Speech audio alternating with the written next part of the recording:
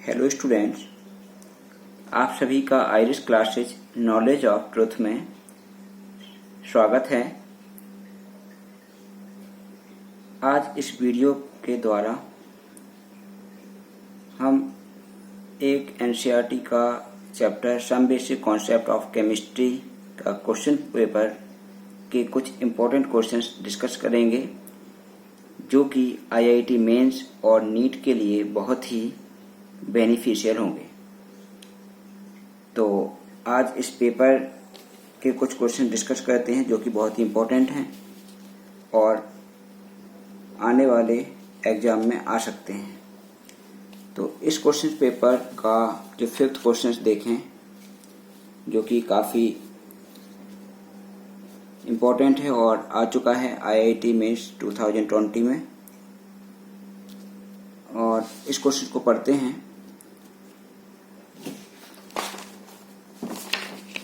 Given a solution of HNO3 of density 1.4 gram per ml and 63% weight by weight, determine molarity of HNO3 solution। ये question integer type के questions का है, जो कि मैंने इसको ऑब्जेक्टिव टाइप के क्वेश्चंस में कन्वर्ट कर दिया। तो इस क्वेश्चन को देखें। क्वेश्चन नंबर 5 क्वेश्चन में दिया हुआ है कि जो क्वेश्चन में गिवन है वो देखें कि given a solution of HNO3 of density 1.4 ग्राम पर ml, यानी जो नाइट्रिक एसिड है उसकी डेंसिटी कितनी दी है, D = 1.4 ग्राम पर ml, एंड जो परसेंटेज कंपोजिशन दिया हुआ है या कंसंट्रेशन दी है, परसेंटेज वेट बाय वेट वो दिया हुआ है 63। Determine the molarity of HNO3 solution. तो मोलरिटी हमें फाइंड आउट करनी है।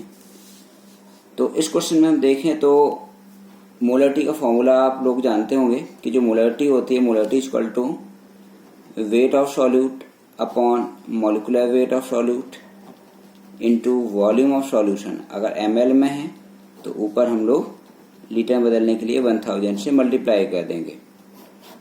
अब ये जो फॉर्मूला है, ठीक, इसमें ये वैल्यू पुट करेंगे।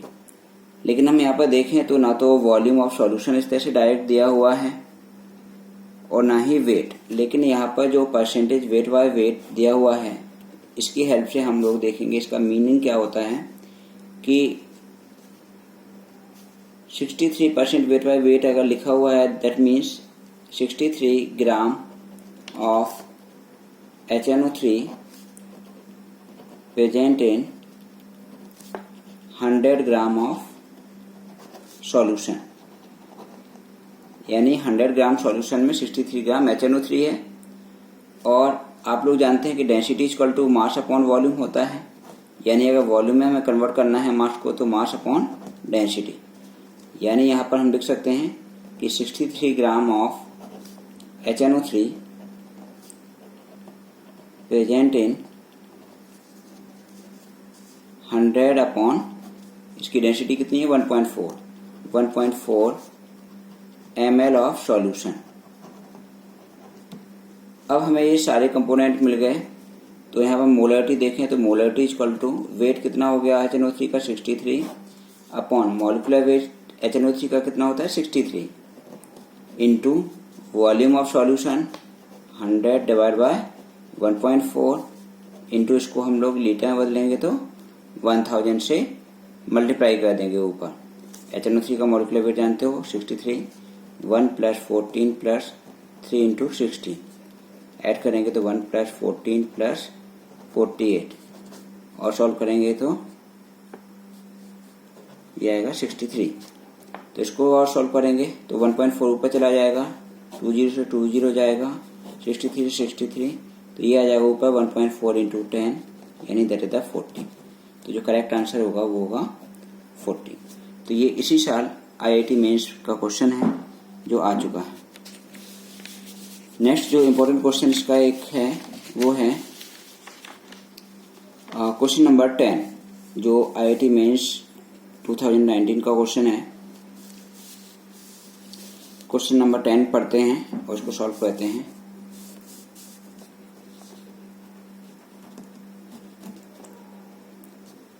"50 ml of 0.5 molar oxalic acid is needed to neutralize 25 ml of sodium hydroxide solution.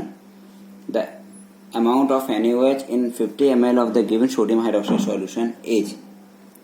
तो यहाँ हम देखें तो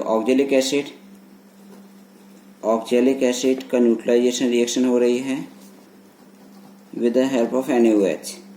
ये बेस है, ये एसिड है, तो ये हमेशा क्या बनाएगा, सॉल्ट बनाएगा प्लस वाटर बनाएगा। आपको पता है कि जो ऑक्जेलिक एसिड होता है ये डाई बेसिक एसिड होता है और NaOH से रिएक्ट करके सोडियम ऑक्जेलेट बनाएगा और वाटर प्रोड्यूस करेगा।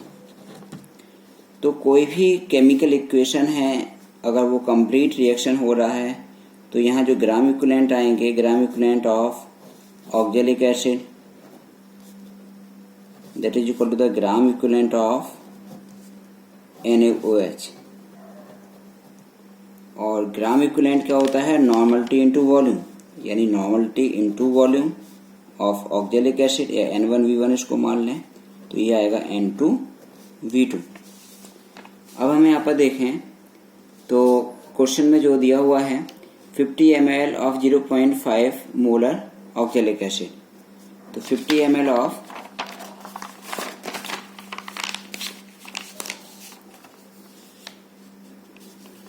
ऑक्जेलिक एसिड में हम देखें तो नॉर्मलिटी कितनी दी है। अब यहाँ पर मोलरिटी दी हुई है ऑक्जेलिक एसिड की, तो normality is equal to molarity into N factor. तो ऑक्जेलिक एसिड की मोलरिटी दी है 0.5 और इसकी जो बेसिसिटी होती है वो होती है 2। आप देख रहे हैं कि 2 H+ यहाँ पर रिप्लेस कर रहा है, सोडियम द्वारा रिप्लेस हो रहे हैं।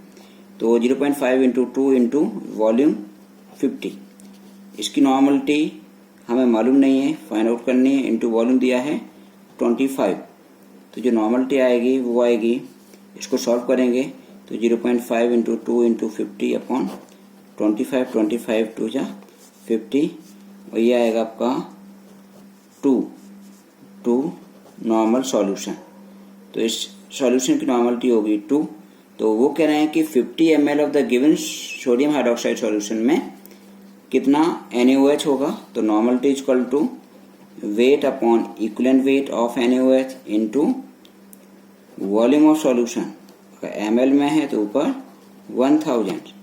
तो अब इसी फॉर्मूले में ये वैल्यू पुट कर देंगे तो नॉर्मलिटी है 2, वेट निकालना है, इक्विवेलेंट वेट NaOH का वही होता है जो मोलिकुलर वेट होता है क्योंकि इसका N फैक्टर 1 होता है, इंटू वॉल्यूम कितना दिया हुआ है 50 ml, 50 इंटू ऊपर 1000। सॉल्व करेंगे तो 5 2 जा 10, 20 आएगा। तो वेट कितना आएगा, weight equal to 2 into 40 divide by 2 divide by 20।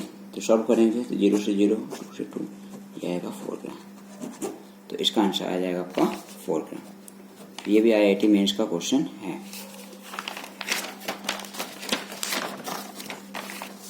एक और क्वेश्चन देखते हैं IIT मेंस का। ये हार्डनेस ऑफ वाटर पे क्वेश्चन बहुत आता है। तो ये क्वेश्चन दिया हुआ है 11th, the hardness of water sample in terms of equivalent of CaCO3 containing 10 to the power minus 3 molar calcium sulfate is। Molar mass calcium sulphate का दिया हुआ है 136 ग्राम पर मोल। तो इस क्वेश्चन को जब सॉल्व करेंगे तो यहाँ एक फॉर्मूला याद रखिए। जो डिग्री ऑफ हार्डनेस है, degree of hardness is equal to weight of compound, जो हार्डनेस कॉज कर रहा है उसका weight, into equivalent weight of standard calcium carbonate का equivalent weight upon equivalent weight of compound. तो यहाँ इसको सॉल्व करेंगे और ये पूछा है इन्होंने ppm में, तो इंटू 10 to the power 6।